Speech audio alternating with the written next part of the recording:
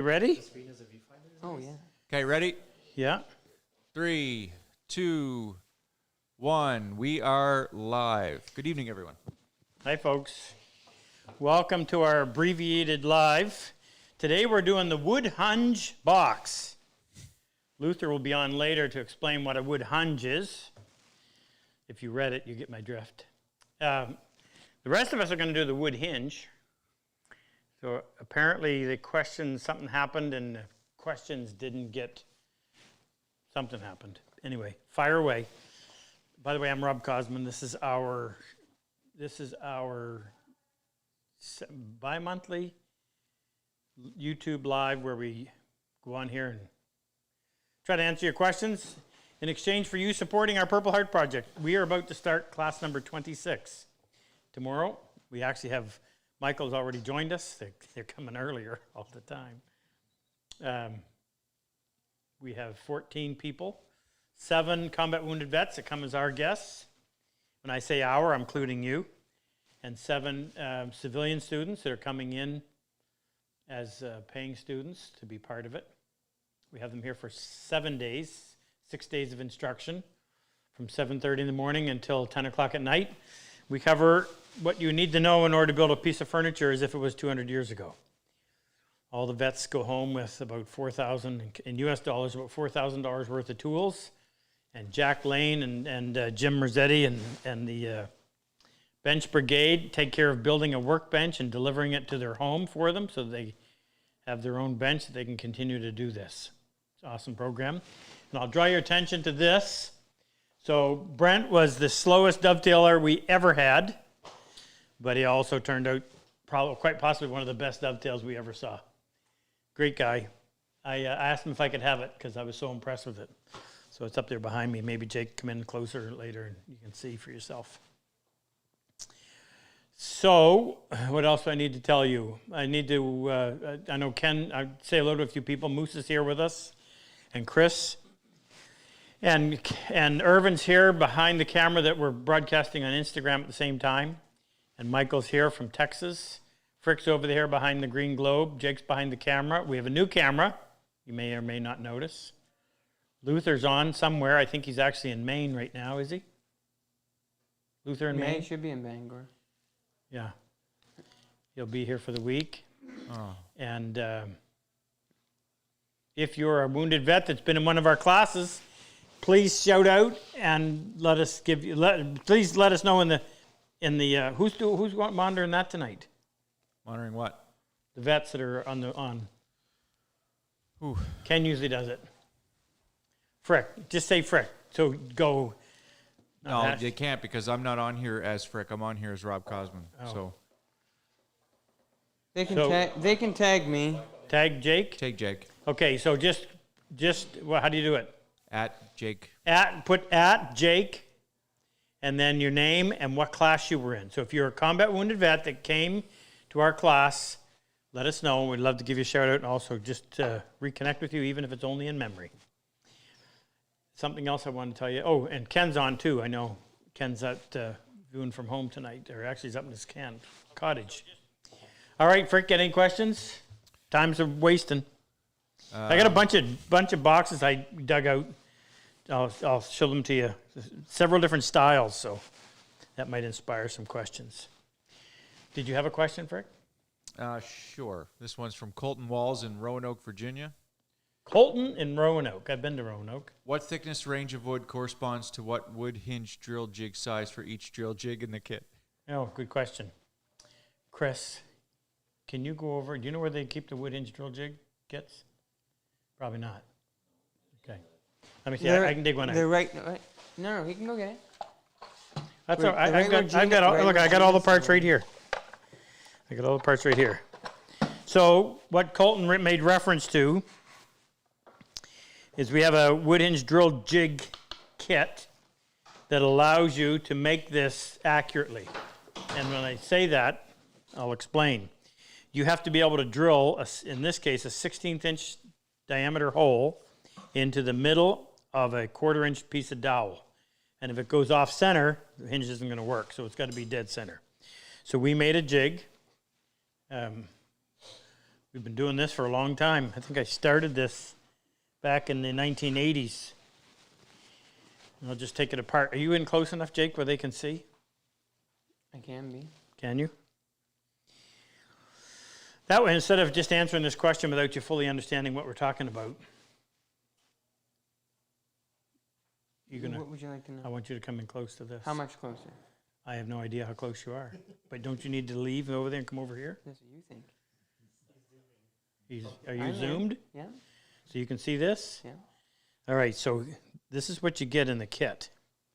Oh, I know I can't see. He couldn't see. It's not that I couldn't see. So you have, let me grab one more piece. So this kit includes the appropriate sized Allen wrench that I will never find in time. I shouldn't preempt it by saying that, but I guess I'm just going to have to talk you through it. So there's two receivers. Actually, I should call them holders. This holder is for an 1/8" drill bit. This holder is for a 1/16" drill bit. There's two set screws on either side that hold it. It's threaded on the end. Now, Colton asked about what size hinge. All of these use a 1/4" dowel. So if you look at this, and I open it up, and you can see the hinge, it's easier to tell what we did if you look right here. If you can see on the end of this, you'll see the end grain of a 1/4" dowel. Okay, and that's the pivot. That's the hinge itself. So you have a 1/4" receiver. That's for a 1/4" dowel. So you would simply project the drill bit out beyond this threaded area by the depth that you want to drill, and then you screw this in place. There are a couple of holes on either side. There's a hole on either side that allows the sawdust to exit. When you put this in your drill, like so,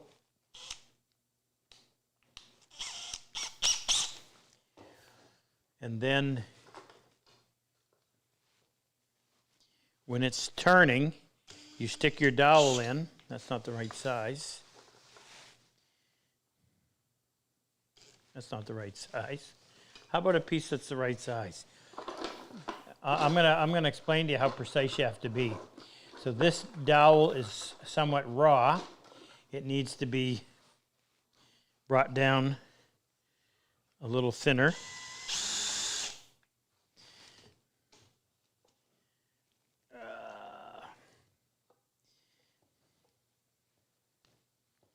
There was a time it probably would have bothered me if things didn't work out live on camera. It doesn't anymore.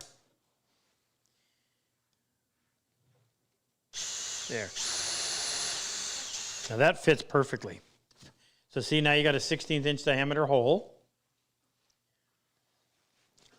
So because the receiver grabs the dowel, as you push and engage the drill bit, it has to stay on center. Real simple concept.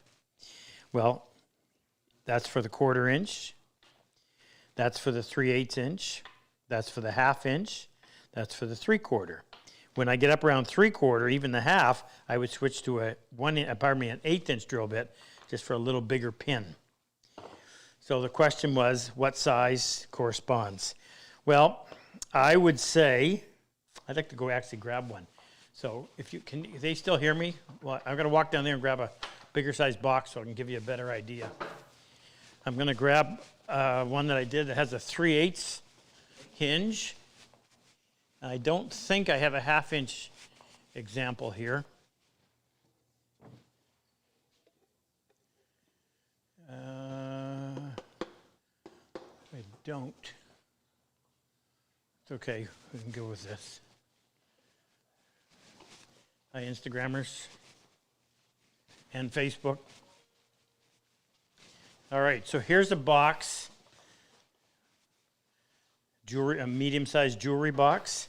So on this one, I used a 3/8" hinge. So the question was, what size? Well, there's a little ring box. That's a 1/4". And then there's a box that's a little bit bigger. I should give you some dimensions. So this box is 5 by 2 3/8, 2 3/4 by 1 3/4. And the stock on this is just under 1/4 inch. That was really the question. So because my smallest is 1/8 inch, you really can't go, you shouldn't go much thinner than 1/4 inch. You could possibly go 3/16, but the problem is this area right here. Are they in close enough to see that, Jake? Sorry. This part right here, there's not much material left. And when you cut that part, you're resting. If you envision this as being the back of the box, you're going to run us over the router bit. So you're literally resting on that, whatever is left over. So you don't want it to be too thin. So 1/4 inch, 5/16 inch thick material, I would use the 1/4 inch. Then you move up to something like this size, and that looks to be, that's almost 3/8. So on something that size, I would go to a 3/8, and I don't know if there's any link between 3/8 stock and the 3/8 dowel and the 1/4 inch stock and the 1/4 inch dowel. Maybe there is. I might have discovered this answer accidentally.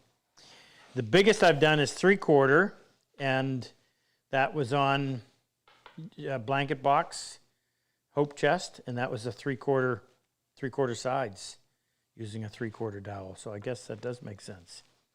That's a great way to answer it. 1/4 inch, 1/4 inch, 3/8, 3/8, 1/2 inch, 1/2 inch, 3/4, 3/4. Well, that could have answered that one a lot quicker. Michael. Are we allowed to take questions from the gallery? Sure. We should have a mic. He said he could never, we never would answer his questions when he was at home, so he had to come all the way up here. What's your question? So would you recommend somebody to get the whole kit? Wait, they can't hear him. No, you repeat it. Okay. Or Just take that mic. Would you recommend to get the whole kit so that way it would give you all the options? Well, that sounds like a plant, No. but I'll take it. I would get the kit because it's economically, it makes sense.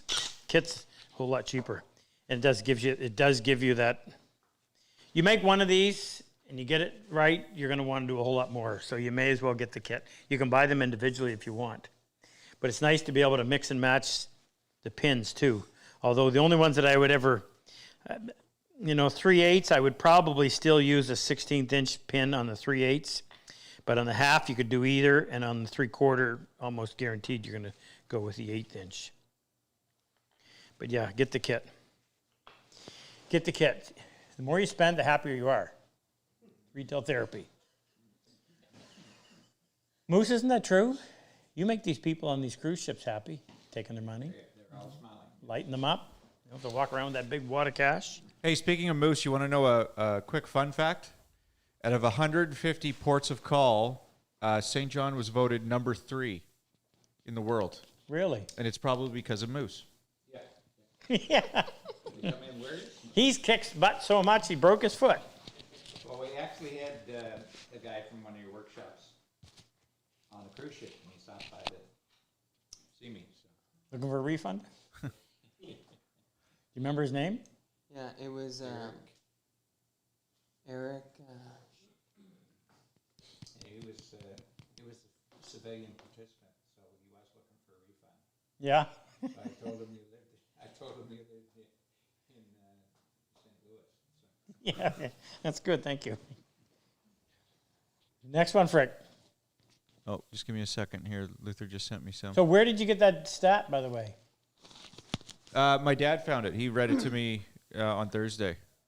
I don't know who it's from. Maybe I'll try and find it. But, yeah, they did a survey of 150 ports of call for cruise ships, and St. John was number 3. We were all surprised. Yeah.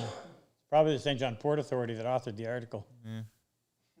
Just give me 1 second. No Luther. bias there. Well, one of our shore operators that arrange all the tours and so on, they are world class, and they do a lot of training on behalf of the cruise. Oh, you know what? They can't hear what you're saying. So you and I are having a conversation, and they're only hearing my response. So you're going to have to get yourself a mic. While he's digging out questions, I'll show you the rest of these little boxes. So there's a little ring box, and if he doesn't love you enough to make a little box like that, don't marry him. And then there's this one. This one's made out of English walnut and figured maple. Really pretty box. I like that. Here's one out of all cherry. Cherry everything. Here's a nice one. This is a little different style. This one, actually, this is one that sat up in that corner on a shelf, and it rained, and the rain came in that pipe. And when I went over, this had all full of water, and I thought it would get ruined. But as it's dried out, everything has come back to normal. There was only one problem: is that this piece let go, but I managed to re-glue it. So I just got to go and put some finish on it. Anyway, so this one is English walnut and holly. Holly on the hinge, holly on the lid and bottom, and holly on the dovetail accents.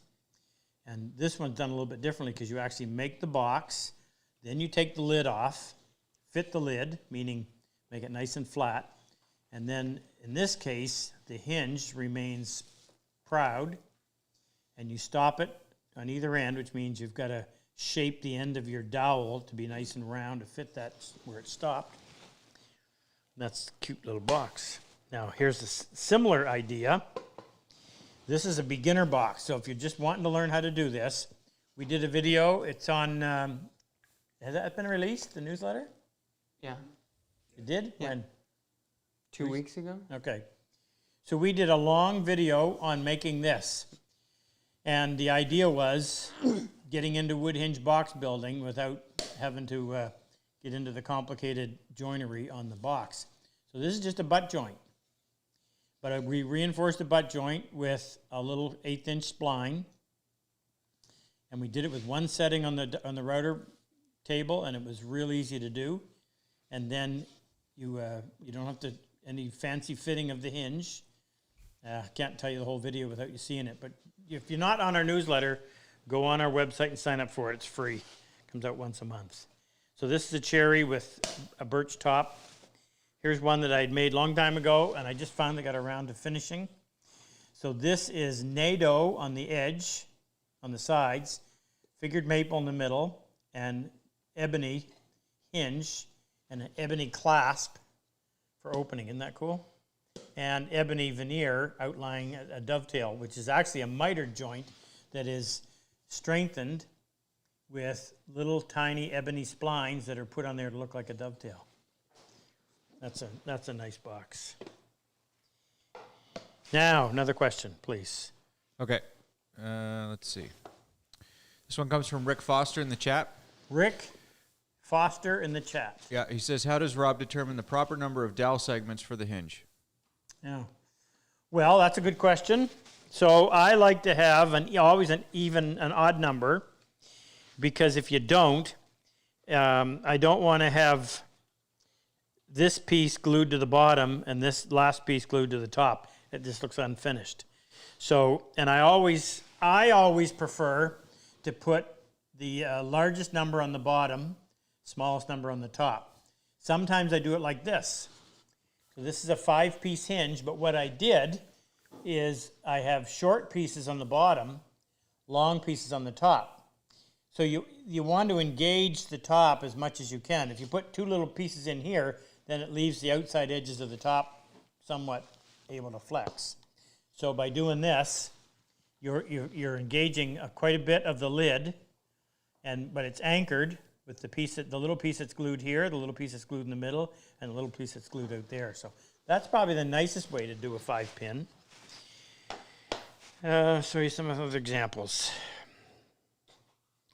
Now this is a 1, 2, 3, this is a 5-pin as well. This is where they're all the same size.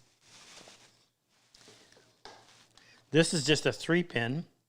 And the reason that these little ones are a 3-pin is if the pieces are too small, you can't even hold on to them to stick them into the dowel jig. As it is, those little tiny ones, I had to grab hold of them with a pair of pliers. You got to be careful you don't crush the wood. So we got 3-pin. I don't know if I have any 7s here or not. Shoot, I got to put these glasses on again so I can see. That's a 5. That is a 5. Here's an interesting one. This is a 7-piece. So this actually shows a little bit better. So this box is made out of English walnut, heartwood, and sapwood. Heartwood is the inside of the tree. Sapwood is the outside of the tree.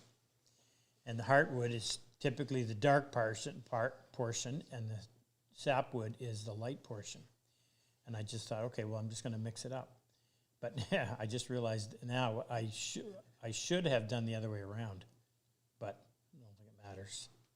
Meaning, the part that was glued to the bottom probably would have been better if it was the sapwood, and the dark part glued to the lid. But I did it the other way around. Now that's these pieces are all equal size, and if you can envision, if it had stopped there, it just doesn't look right. But that one looks right. So that's a 7-piece. This is another. So here's another example of the 5-piece with the long pieces in between, or the long pieces on the lid. This one doesn't matter because you can't see it anyway because it's not cut off. But this was a 1, 2, 3, 4, 5, 6. This is a 7-piece as well. And there's what it looks like on the inside. A little bit difficult to do these exotic woods because that exotic wood does not glue like regular hardwoods do. That's a 5. That's a 5. And I think this is a 7. 1, 2, 3, 4, 5, 6. Yep. Now this one I did equal. These are different sizes as well. Smaller ones on the bottom, bigger ones on the top. So how do I determine the number? Yeah, what kind of the mood I'm in. The more you have, the more pieces you have, the more tedious it is. A little bit more tedious. So experiment. The only thing you have to be careful of is, like I said, if they're too small, it's hard to put them in there. You can't get a hold on to them when you put them in there. Next, Frick. Next one comes from Mile Dodo in the chat. What's his name? First name Mile Dodo. M-I-O? Mike. It's supposed to be Mike. Luther spelled it wrong. Oh. It's Mike. Mike Doto. On a 5x7 sized box, how thick should the sides be? 5-inch by 7. See if I have one here that's 5 by 7. That would be the walnut one's the closest, but it's too long. 5 by 7. I got one that's 7. Well, you just actually made me think of something. I tend not to make them very wide, because if the style of box that I most commonly do is this. So you have a solid top, and the top fits down in between the two ends, nice and clean. But the wider this is, the more the wood is going to cup and move, and it shows up. And you get a discrepancy right here as it shrinks. So I tend to keep them a little bit small. The question was, on a 5 by 7 box, how thick would the sides be? Yes. Or how thick should the sides be? Have I got anything? Well, this one's 7. So that would be that's a really Square? I don't like the size. I don't like the sounds of that box just because it's boxy. It's a little bit too wide. 5 by 7. I would still say that. Something else I also like to do too is I like to keep the ends thicker than the side piece. You see the difference? And that elongates the tail and pin, and I think it makes it a little more interesting rather than everything the exact same size. So if I was doing a 5 by 7, I would probably have 1/4 inch and 3/8, or maybe even 1/4 and half. And I would make the sides, the ends, the 1/2 inch thick piece, and the front and back 1/4 inch. You could go 5/16. I don't think I have a. There. Well, I haven't finished it yet. Here's a box I'm working on, and this is probably the widest that I typically make. That one is 6 3/16 by 3 9/16. And again, I don't make them much wider than that because you're almost asking for trouble. So if you want to do something like that, then what you need to consider is making a veneer lid. Where do I Where's that have? English oak, the brown oak? The It's English out there. brown oak. Yeah, Chris, can you go to where the boxes are? Do you know where they are? Huh? Out there, yeah. And there's a writing desk. There's a writing box. It's made out of white oak. Yeah, would you please? It tends to. He can Oh, carry no. it. You know what it looks like? It's about this size, only a little bit wider and not quite as thick. And it's somewhere over there. How's that? Now here's a box. Don't come back till you find it. Yeah. We just told him not to get rid of them. It's not. It's not really out there. So this is made out of old growth. I like this wood. I have a love-hate relationship with this wood. This is Douglas fir. And Is I'm that just the piece from the? Oh no, that's not the stuff from Junior, is it? I think so. You think so? Yep. We had some reclaimed Douglas fir that came out of a really old pool table, and the growth rings are really narrow. Anyway, I like this wood for some crazy reason. It's the worst stuff to work. It splinters and falls apart. The spring wood on it is almost the consistency of styrofoam. Yeah, that's it. Thanks, Chris. We had bets that you weren't going to find it.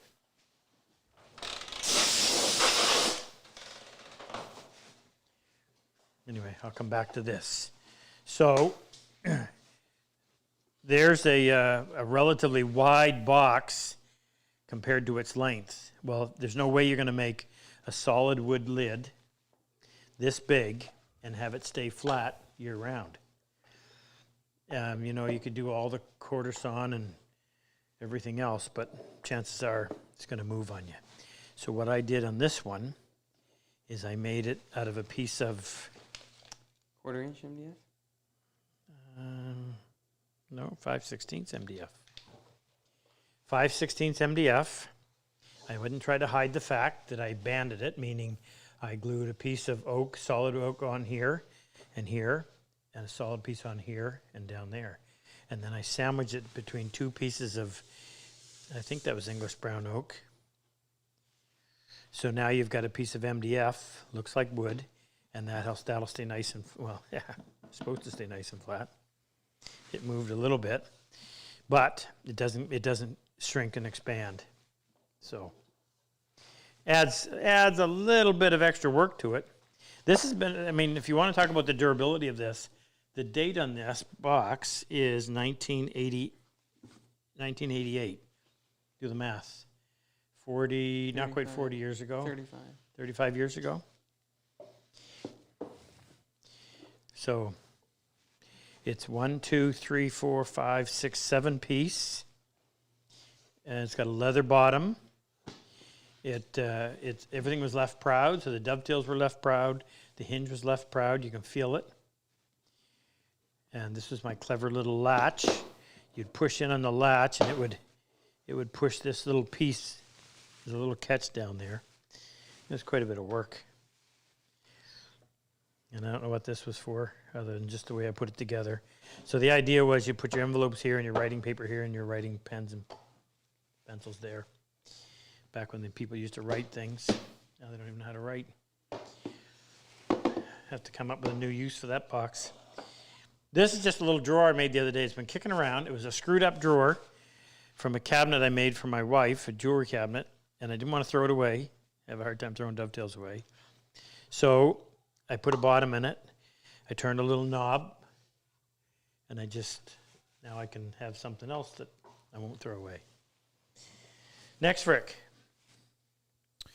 Jeff Schnabb in the chat. Hi, Jeff.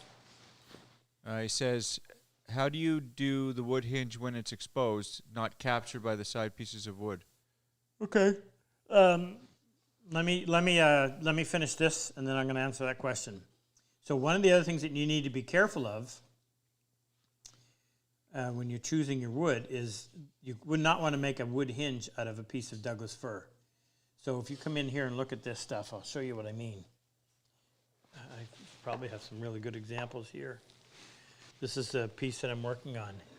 When I chisel this stuff will just all collapse and huge chunks will come out of there, and I'll be lucky if I can keep it solid just for the first 1/16 of an inch. If you try drilling a hole in this, in the end of this, you see these bands? The dark bands are really, really dense wood that grows in the summer, and it is really hard. And then this stuff in between grows in the spring when there's lots of water around, and that's just like styrofoam. So if you were trying to drill a hole in the middle of a dowel, imagine you got there's a 1/4-inch dowel you're trying to drill a hole in the middle of. Looks more like a triangle. The minute it touches a piece of that, it's going to veer off because there's no resistance being offered by this stuff. So bottom line, you don't make hinges out of wood like that. But if you want to make a box like it, then you got to use a different wood. Well, I don't know why, but I chose walnut on this one. Could have done any other wood. And the bottom of this is a piece of, yellow cedar. And it's just, I love the wood. I don't know why. Terrible stuff to work with. Now the question was, how do you make a hinge that doesn't go in between? So I'll use this as an example, and I'm going to use a very beginner level. So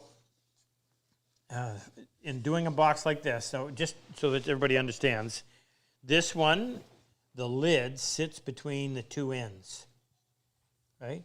And the dowel stops right there. So the dowel goes from there to there. This one, the dowel goes the full length. So when I make this box, I build the whole box, put the bottom and top in, and it's a box. It has yet to be opened. And then I cut it on the table saw, so I cut the lid off. First thing I have to do, and I do it with sandpaper on a flat surface, is I have to sand this surface and this surface so that when you put them together, they mate. And then what I'm going to do is I'm going to take that lid like this. I've got my jig set up for cutting the 1/4 round, not the 1/4 round, cutting the 1/2 round. It's called a core box bit, so it cuts a 1/4-inch diameter radius.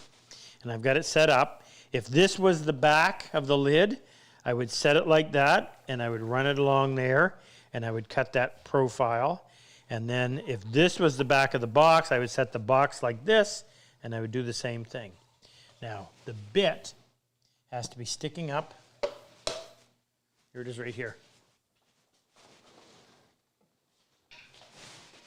Yeah, I don't get terribly fussy with my jigs. So there's the core box bit right there. And we sell what I think is the most accurate brand. You want them to be 1/2 round. You don't want them pear-shaped.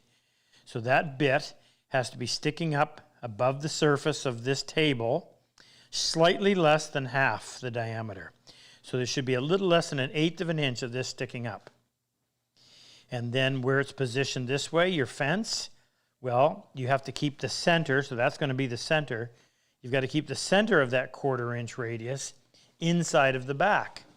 So if you look at, use this as an example again, if you look at this, you can see that I have more than 1/2 of the dowel captured.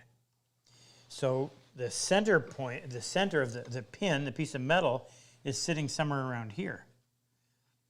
It has to be inside of the back, or else when you flush this off, you'd expose that hole or that pin. So you've got to keep the pin inside. And where it sits will determine how far the lid opens. So I'll give you another example. One I like and one I don't like. Where's the, is it over here? That walnut one with the burl. The burl top. Yeah. Can't swing a cat around here without hitting a wood hinge box. That'll live in infamy. The wood hunge. Right, Lucy? Okay, you see this one? A beautiful box. So that is a piece of walnut burl. The problem is that walnut burl doesn't have a grain direction. So there are times a year when you cannot open that because it grows this way. And it grows this way as well. But look how far, See, I didn't put the center point of the hinge far enough in. What I'm looking at is this. You see how I can see down through right here? See how the gap opens up? I don't like that. I much prefer it to be like this. So you can see by the angle of where the lid is. This is the one I prefer. So this one is dangerously close. This is the one I prefer. So it's opened up about 110 degrees, Chris? Do the math. About 110 degrees? Yeah. So there's that one, way too much. Let's see how we did on some of these other ones. Yeah, there's another one where I had it too far in. Look how far back that is. You don't need the lid to, no, lid needs to go there. I don't like it when it opens up like that. There's one's almost up and down. Oh, look at that one. Hate it when it happens. That should be right there. And that's just a matter of where you position your hinge. Pardon me, where you position your fence. Experiment with a couple pieces of wood before you actually go out and do it. Or commit it to what would be a finished box. There's a walnut one. This is talk proportions for a minute, and I just want to show you. Hurry, we got lots of questions, so we want to. Oh, do we? Yes. We only have 20 minutes, so we want to whip through as many as Okay, possible. go ahead. Okay, did you answer that one? So Wood hinge when it's exploded? Hey, wait a minute. Hold on a second. Any vets? Yeah. Who? Well, you haven't stopped talking for 10 Yeah, minutes. really. As if that you need some reason to interrupt me. All right. Who?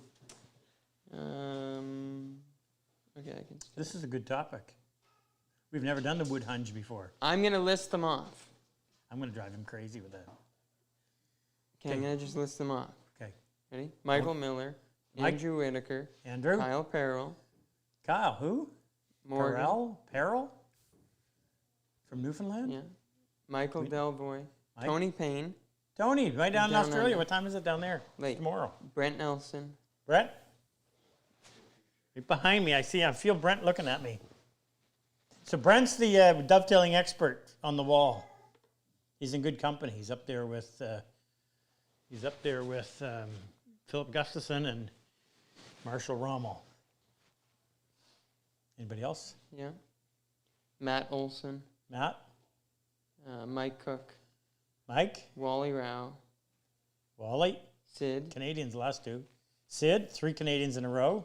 and Sid works here. And Jeffy. Well, shows up. Who's the last one? Jeffy, Jeffy. I thought he was sick in bed. maybe, and John Beck as well. Hey, John.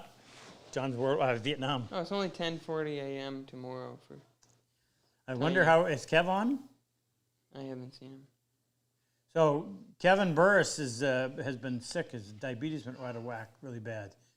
So hoping he's all right. And Jeff's been sick too. So, but I know Jeff's got Kim taking care of him, so he's probably fit as a fiddle now. What are you doing?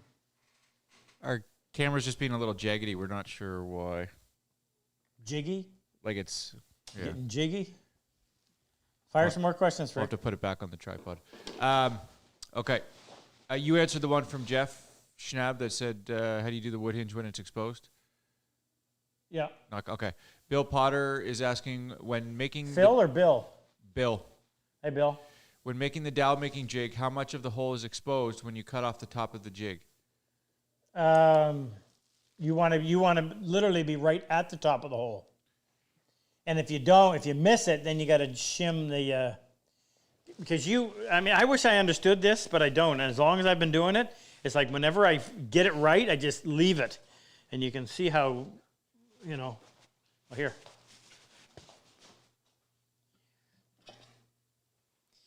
This is my oldest one. And this goes back Just a second. Oh, yeah. centuries, well, decades. In fact, I think this goes back all the way to BYU. So this is 35, 40 years old. So there's my first attempt. I assume, like I said, I don't fully understand how this works. I assume that you want to be cutting at the top of the circle. So when I open it up, I want to be right there at the top. And then if you miss it and you take off too much, because you can't have too little, if you don't expose it, then you're not even touching it. So then you end up having to shim underneath there to get it, and that's going to determine how big your dowel is. And you want these to be literally within a couple thousandths of an inch. So if your hole or the diameter of your bit is 0.250 and your receiver is 0.250, if you go 251, it's going to burnish it because it's going to be a tight fit. If you go 0.240, it's going to be wobbly. So literally, you got a couple thou to play with. And it's not that big of a deal because if you get a little bit heavy, you can always, what I do is I take a couple of these foam sanding things. What are these called? Sanding pads? And I put a piece of 320 grit paper on either side. This one's come off. And then with it running in the drill, I squeeze it together like that. And I push this through a couple of times. Obviously, this is spinning in the drill. And I stop and check it. Now, the only problem is that when you're sanding dowel, the wood's not the same consistency all the way around. So it's going to go oblong on you if you have to take off too much. But I can take off 2 or 3 thou relatively easily doing it that way. And I just keep checking with my calipers until I get it somewhere just below 0.250. What was the question? I think I answered it. When making the dowel, how much of the hole is exposed? Yeah, right at the top. Right at the top. Okay, next one's from Sibby. Sibby over in Iceland. Iceland. Do you have any Sibby's an airline pilot over Icelandic Air. He had the best dovetail, but he lost the title. He lost out to Jack Hughes, who happened to be 95 years old. Better luck next time, Sibby. Do you have any standard dimensions for boxes for the front and back, sides, and top and bottom to give us a starting point? Yeah, I do. Oh, no, sorry. I have standard dimensions that I use because of the spacing when I use my little jig that I made on the router. But if you're doing them any other way, if you're doing them like this, you can do anything you want. If you're doing dovetail, you can do anything you want. What you're talking about is the golden rectangle. So there are some shapes that are more pleasing than others. I really like this. I think that's a nice shape. So I'm just going to give you a couple of quick dimensions. So this box is 6 3/4 long by 3 5/8 wide by 2.5 inches tall. I'll give you another. See if I can just pick another one up. I like the shape of this box, and I never measure. I just look and think, well, that looks right. It doesn't look right. So this box is 12 inches long, 6.5 inches wide, and 2 3/4 inches tall. This box, it's pretty good. It's getting a little tall. It is 6 by 3 by 2.5 tall. I'll give you this little tiny one. This one is 2 1/4 by 1.16". Pardon me. I'm going to give you length, width, height. Length, 2 1/4. Width, 1.5 inches. Height, 1 inch. And the last one, I'll give you, I like this one. I like this shape. I made a lot of these. This is 5 7/8 by 2 5/8 by 1 3/4 inches tall. Right. Next, Frick. Alfred Borg. Hey, Alfred. What is the best wood for hiding the hinge in the grain? Oh, well, let's have a look. There's a secret to doing it. Hope if I'll tell you if I remember at the end. Shoot, Jake, there's ink on this. So look at this one. This is out of walnut. And this is, are you close enough that I can, or do I need to come over on that side? Come to the other side. So this is black walnut. And this one is, this is probably the best one I have in terms of being invisible. You don't see it until it opens. Okay? When that's closed, it disappears. Now, give you another example. That one's pretty good too, but it doesn't, that piece of wood doesn't blend in really well with this. Although, yeah, you might not notice it. That's walnut. See if I can give you a bird's eye. Shoot, you know what? Everyone I picked out here has is walnut. It must have been on a streak. Oh, here's one. So this is a piece of figured maple. In the right angle, that one's pretty well hidden. I'll just step over here real quick and see if I got a few more examples in this drawer. No, these ones are all, I used walnut on all those. So obviously walnut works really well. Cherry works really well. Just make sure that you identify, you draw a line, draw a straight line down your dowel before you cut into pieces. So when you put it back together, now that allows me to sell you something. So what we do is we make this little, probably shouldn't drop it. They're durable now. That one is for sale now on RobCosman.com. I just broke it. Son of a gun. So this is a bench hook. It has a 1/4 inch slot, and this side has a 3/8 inch slot. And it's got a saw cut in there that'll fit your Rob Cosman joinery crosscut. And the idea is that if I can slice my dowel with that little thin saw, I lose far less material, meaning there's not as big an interruption.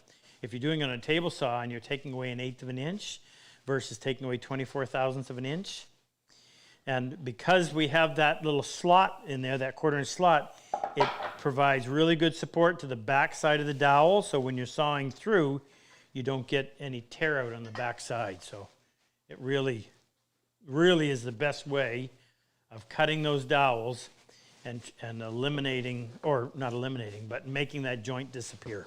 That's once you get the mechanics of it and you get it all figured out, then you want to get really creative. And something I meant to tell you was this. So if I was building this box, I may have done this, I don't remember. Obviously this piece of wood was wider than that, but I would have taken this piece of wood right there and made my dowel out of that piece of wood. So when you put it back together, literally everything was all part of... That way the color matches. Yeah, the color matches and even the grain. So straight grain wood, now that is a better way to answer your question. The straight grain wood is probably the easiest one to hide because there's nothing unique about it. But when you start doing curly stuff, then the interruption is going to be far more noticeable. So, in those circumstances, it sometimes is better to make it really different. Make the hinge out of a different wood. Make it a big deal. Oh, one more thing to say on this. So you can do one of two things. You can either make the hinge, bad example. You can make the hinge out of the same material as the base, or you can make the hinge out of the same material as the top. So we know if we got two different woods, obviously there's going to be a joint line there. But you can in this case I kept the hinge out of the same wood as the bottom, but in other times I've made the hinge out of bird's eye maple, and it was a bird's eye maple top, so it looks like the top goes right to the joint line instead of the hinge or the base going up to there. If that made sense. Hopefully. Next, Frick. Stephen Sung, Hey, Stephen. what finish do you use on your boxes?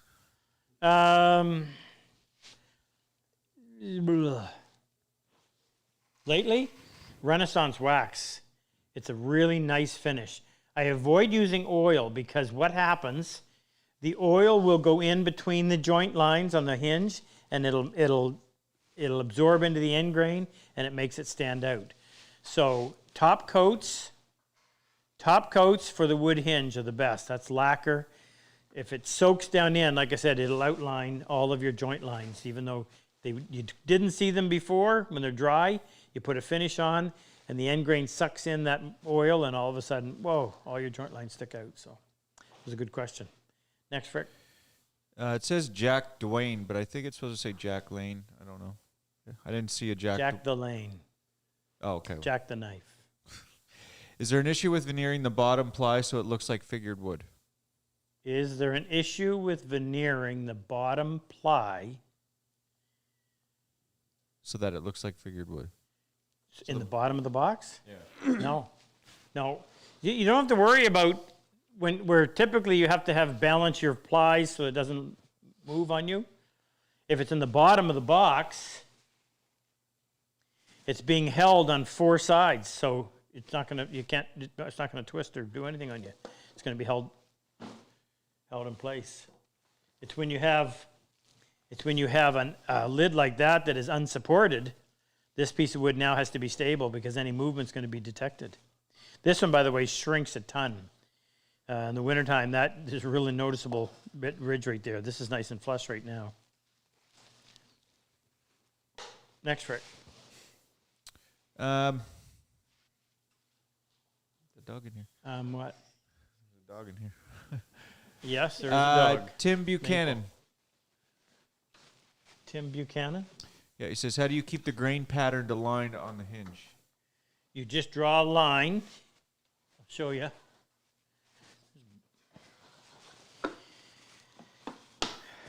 Before I cut it, and make sure if you're using, don't use a roller ball because it will, it'll bleed.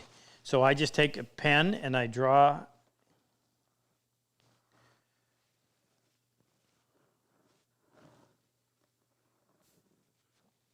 a line like that. And then you cut your dowels and make sure that when you assemble it, that the pen mark is sticking on the outside and that's going to get flushed off. That's how you do it. Here's a box. I did this one a long time ago. Well, 99, so this is 23, 24 years old. So this one is purple heart and figured maple. This one's hand dovetailed. The lid has got this velour, velvety stuff in it, but that's been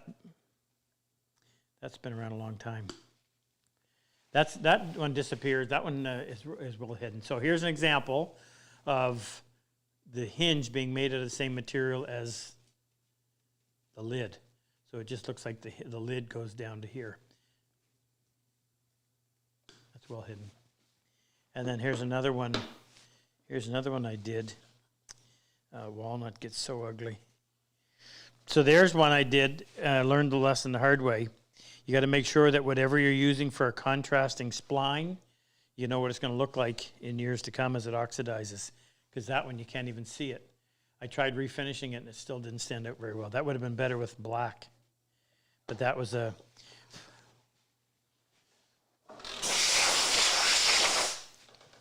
And what I did on this one so I left the dowel proud, so I had a bird's eye, and on this one, see how I made the little finger recess or clasp? I was going to refinish that, but it wasn't worth it. Next, Rick. Drew Jet in the Hey, chat. Drew. What is the largest lid you would make out of pure wood versus veneering? What is the largest? Oh, I thought that was a battery.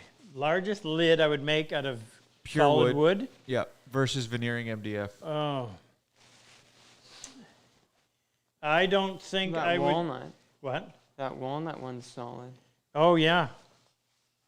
That is. And I've had really good luck with that. That has stayed put. That's a solid lid. I typically would never do that. It's not even quarter sawn. Nope. That is 6 and 7/16 wide. How much would a box like that go for? Who's asking? Me. Brick. I'm sure they want to Never know. mind. Like You if can't you were afford if it. you were to make a box custom made for someone like that. Oh, wait and see. As soon as you get that website up, they'll be able to find Yeah, out. we're making a website where those will be sold completely separately from Yeah.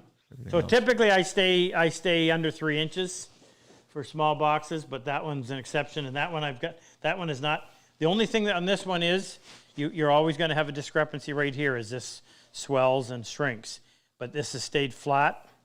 And I always put a little chamfer.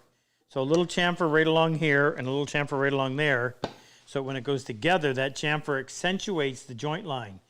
If it didn't, and you had a square edge there and a square edge there, number one, it's susceptible to damage, getting dinged. But number two, the slightest movement is going to stand out like a sore thumb. So you do it that way and it doesn't. Next, Frick. All right, last one. Oh, come on. We were a late start and do a few more. We were 2 minutes late starting by the time you're done this one. How do you do a leather bottom? That's from Fred Killen in the chat. Hey, Fred. Where's the leather bottom? I know I've got a leather bottom in one of these. There. So here, this has got a leather bottom. So this is a piece of 1/8" Baltic birch. And I glue, just regular glue, I glue the leather on first. And then I make sure that the groove that I cut on the 4 sides is big enough. And then I slide in and treat it like any other one. That makes a really classy bottom. I like that. Charge a premium for that because it adds a fair bit of work to it. I think I did on these too. Yeah, little ring boxes.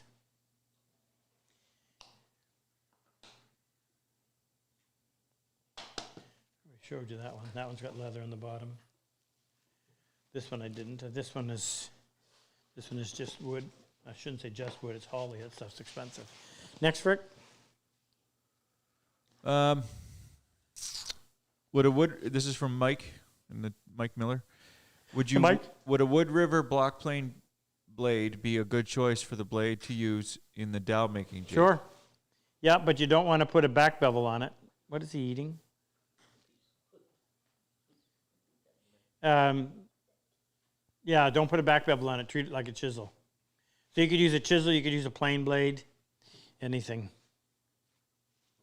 I think, yeah, that's not close enough to the clamp. I was going to say you want a thicker blade would be better, but it really not. That's not true because your clamp is close enough to it that it shouldn't make a difference. Next, Rick. All right, last one. This is from Andrew. Have you ever cut the joints on a box by hand instead of on the router? Have I ever cut the joints on the box by hand? Instead of on the router. Yeah. Yeah, that one I showed you. No, I think they mean the groove. Well, if he's talking about the joints, yes, that's a dovetailed one. You ever do straight? Do what? You ever do straight? No. No, a box joint? No. If you're talking about the groove, no, I haven't figured that one out yet. Doable, but the question is why? If the end result's going to be the same, I mean, I always cut my joints by hand. I always leave my finish right off the hand plane because it's something that you appreciate going forward. But it's like cutting a mortise and tenon. You cut it by hand, that's fine, but once it's together, nobody's ever going to see it again. And if they do, it's a bad news. Any more vets to say hello to, Jake? Yeah, Ralph Sutton. Hi, Ralph. Big Ralph. Big Ralph. I just looked, Ralph, I was on your website the other day. Looking at the stuff you make. Very good. Donations are just under $1,000. Okay, we will do our giveaway on Thursday night. So here's what happens. Guys start arriving today. Everybody else comes tomorrow. So tomorrow night at 7 o'clock, we meet here and we have a really nice meal. It's actually what do we call it? Meet and greet? Yeah, I know, but it's not a meal. It's a buffet. Yeah. Buffet.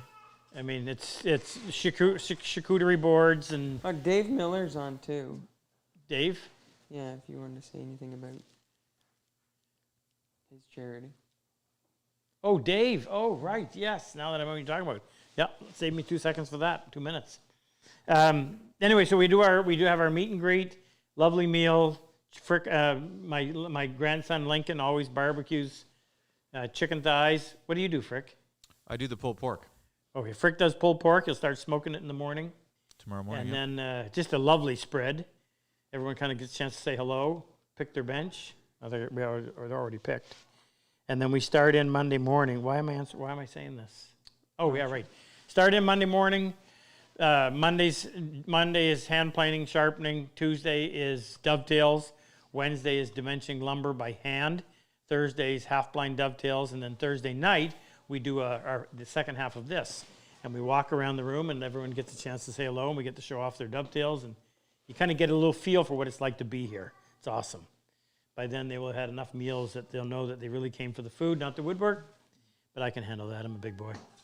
So Dave Miller was in our last class, and Dave introduced me to something that I think was an answer to what I've been looking for. And it's called Sleep in Heavenly Peace.